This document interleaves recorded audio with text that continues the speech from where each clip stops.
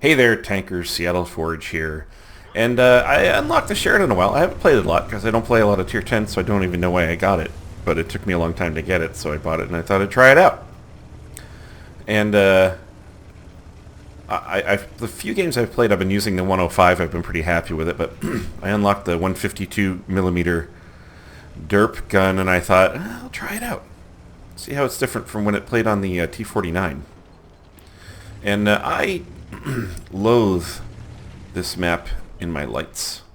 Loathe it.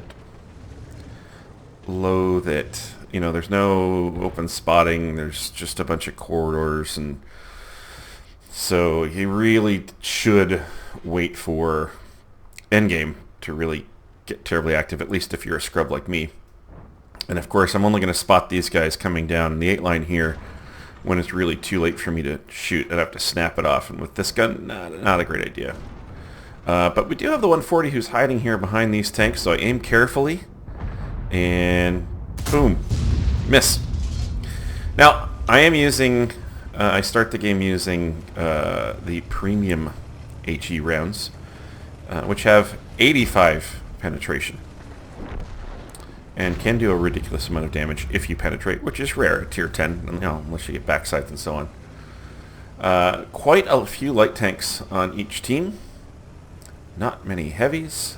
Loaded up with mediums and TDs. Only one artillery, thank goodness. And I get an original spot on the Super Conqueror. Really wish I could have made that shot work, but I didn't think it would get there in time, and I think I was right. So this spot starts to look really untenable, and their Foch has already destroyed our IS-4. Oh, maybe we can get a shot on the Foch. Oh, look at that bloom. Aim time.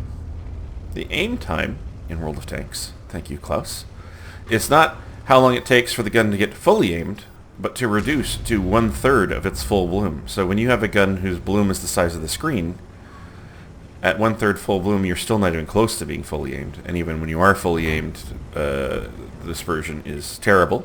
Fine, it's a derp gun. It's not a sniper. I get it. But it does mean that at distance, this gun is dank. It doesn't work. I mean, you can get lucky, maybe get RNG, but I don't get a lot of that free RNG. I get the hard to pay for RNG. All right, let's try some sniping. All right. Non-penetrating. I didn't miss. I mean, I was just shooting at a couple pixels that he had popped up here, and here I make an excellent driving maneuver. Take that angle all wrong and too far. And I'm spotted. And I thought I was going to stop and try to take a peeky pokey shot, but since I'm spotted, that's not a good idea. And so I'm thinking I'm just going to roam around a little bit until things develop, and maybe I can get cheeky and get in close and use my mobility and take a pot shot at somebody.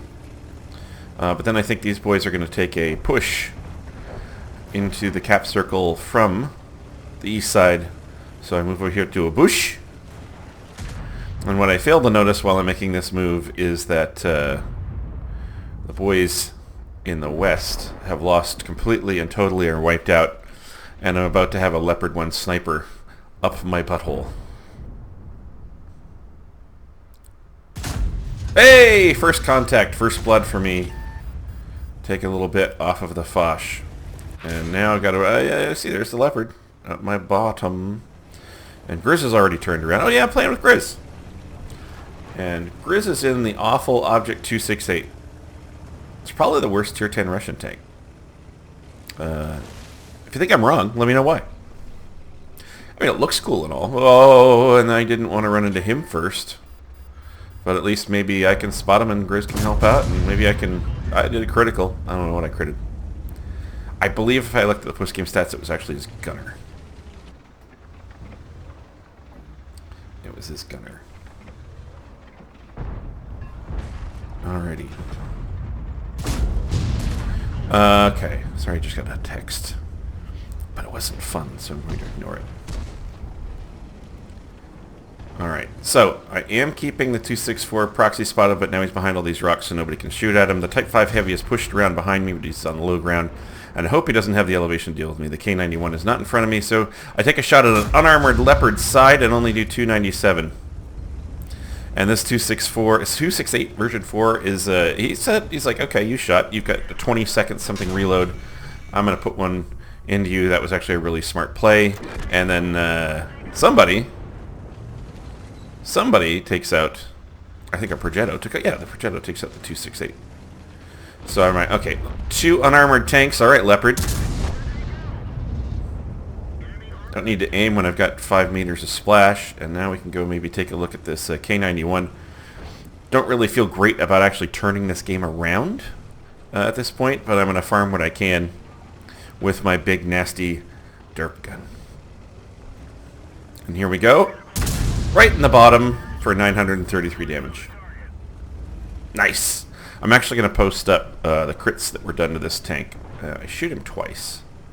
And I think he was using premium repair and first aid kits. Would be my guess. I would. At tier 10, I would. I am. Look at me. And nope, that was a pretty janky shot anyway. Only had a couple pixels, and I think he took a steer to the right. But then I'm spotted again. So I just want to move around a little bit, give it a wiggle, so I'm not an easy target for artillery, even though I'm driving in a straight line. That actually isn't very clever. And then turn it around again, and let's see if we can go finish off this wounded animal. It's cruel not to finish off wounded animals. And there he is. 415 damage, and then I did try for a ram there, but I'm pathetic. So I think what I'd say about this is after 2,737 damage, which is not great, certainly not great. In the T49, I think my best damage game was about 5k with the derp.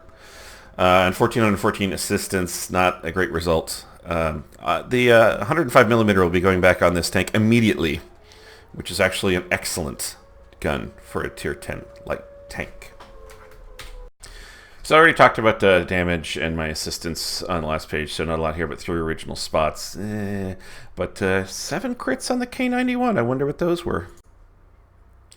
So in the 2 shots fired, knocked out his ammo rack, his radio, his track, his gun, his turret, his commander, and his loader. But I assume not all in the same shot. But amazing that he was able to get back into the game with that. Dick. Can't believe he survived that second shot. And it's no surprise to me that the Bobject leads both teams on damage with 5,445.